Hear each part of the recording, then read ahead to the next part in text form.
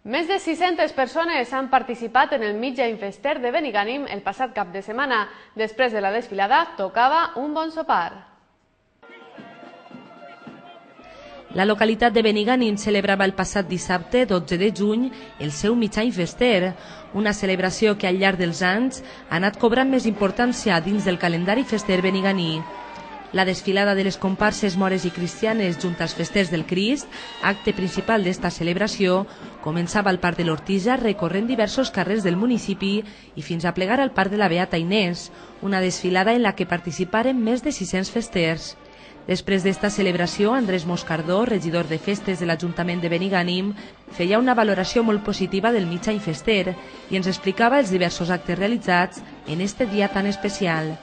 Bé, però al mig any, abans de començar el desfile, van tindre una xicoteta plogudeta, es va retrasar un poc, i el mig any consistia en a les 7, la concentració de comparses al Parc de l'Ortija, per a després començar el desfilant dels cristians, acabant el desfile dels cristians a la Capitania d'Almogàvers, i després ja totes les comparses mores, acabant el desfile de mores, la Capitania Bengània, que és la Bengània.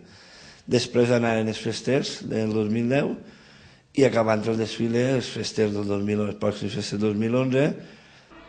I és que ni la pluja va voler embrutar este dia tan assenyalat en el que participen festers junt als moros i cristians i la resta del poble de Benigànim.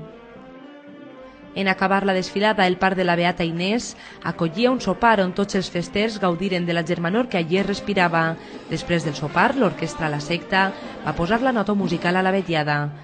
Ara els festers i festeres del Crist preparen els últims detalls del que seran, segons el seu president, les millors festes de la història de Benigànim. Encara ens queden algunes cosetes per solucionar, però ara que ja hem acabat els estudis i tot, esperem solucionar-ho pront. Ara tenim molt més temps perquè estaven negats de mans i peus pel selectiu i pels estudis. La veritat és que era una miqueta difícil compaginar les dues coses, però ara ja tenim dedicació exclusiva únicament per a les festes, per a fer les millors festes de la història de Benigànim. Tant el president com la regina no van voler deixar córrer esta ocasió per convidar a tot el món a gaudir de les festes patronals i de moros i cristians 2010.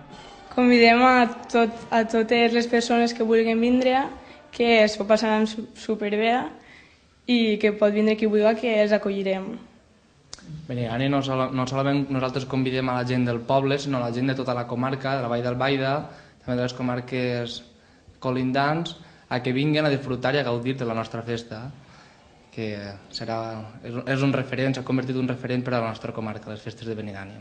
I ara més que mai, perquè malgrat la crisi econòmica estem fent esforços perquè aquestes festes siguin les millors. Així, si volen gaudir d'aquestes festes, des de Benigànim els ofereixen un calendari d'allò més complet.